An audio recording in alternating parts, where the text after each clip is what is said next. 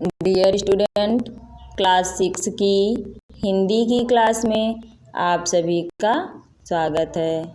आज हम आप लोगों को लेसन 5 हमारी काकी इस पाठ के बारे में अध्ययन कराएंगे। तो देखिए, दिया है कि उस दिन बड़े सवेरे श्याम की नींद खुली तो उसने देखा कि घर में कोहराम मचा हुआ है। कोहराम यानी रोना पीटना मचा हुआ है। उसकी माँ नीचे से ऊपर तक एक कपड़ा ओढ़े हुए कंबल पर भूम शयन कर रही है। यानी उसकी माँ नीचे से ऊपर तक एक कपड़ा ओढ़े हुए कंबल पर भूमि शयन मतलब भूमि पर सो रही है। घर के सब लोग उसे घेर कर बैठे हुए हैं और बड़े करुण ढंग से विलाप कर रहे हैं। विलाप कर रहे हैं यानी रो रहे हैं। लोग जब उसकी माँ को शमशान के लिए उठाकर ले जाने लगे तब श्याम ने बड़ा उपद्रव मचाया। लोगों के हाथ से छूटकर वह अपनी माँ के ऊपर जा गिरा और बोला, काकी सो रही है, उन्हें इस तरह उठाकर कहाँ लिए जा रहे हो? मैं नहीं ले जाने दूंगा। लोग बहुत कठिनता से उसे हटा पाए। काकी के दाह संस्कार पर उसे नहीं जाने दिया गया। एक दासी किसी तरह उसे घर पर ही संभाले रही। एक दासी किसी तरह उसे घर पर ही संभाले रही। यद्यपि बुद्धिमान गुरुजनों ने उसे विश्वास दिलाया कि उसकी काकी उसके मामा के यहाँ गई है, परंतु असत्य के आवरण में सत्य बहुत समय तक छिपा न रह सका।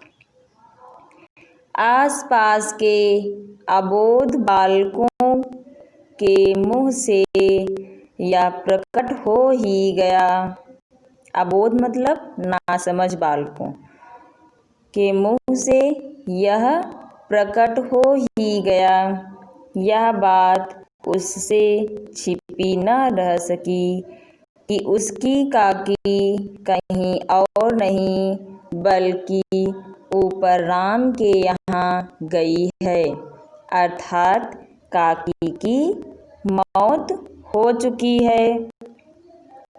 काकी के लिए कई दिन तक लगातार रोते रोते उसका रुदन तो शांत हो गया। रुदन यानी रोना शांत हो गया, परंतु शोक शांत न हो सका। वर्षा के अनंतर 1-2 दिन में ही पृथ्वी के ऊपर का पानी तो अगोचर हो जाता है, परंतु भीतर ही भीतर उसकी आर्द्रता जैसे कुछ दिनों तक बनी रहती है, वैसे ही उसके अंतस्थल में वह शोक जाकर बस गया था। वह प्रायः अकेला बैठा बैठा शून्य मन से आकाश की ओर ताका करता।